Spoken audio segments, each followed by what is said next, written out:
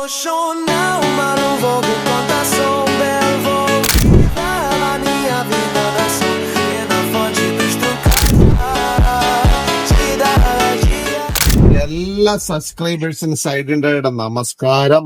ഇന്ന് ഇന്ന് നമ്മൾ പരിചയപ്പെടുന്ന ആൽഫയുടെ ഹോളോ ഫൈബർ ഗ്ലാസ് റോഡാണ്. അത് നമുക്ക് 8 അടിയുണ്ട്, 7 അടിയുണ്ട്, 9 അടിയുണ്ട്, 10 അടിയുണ്ട്.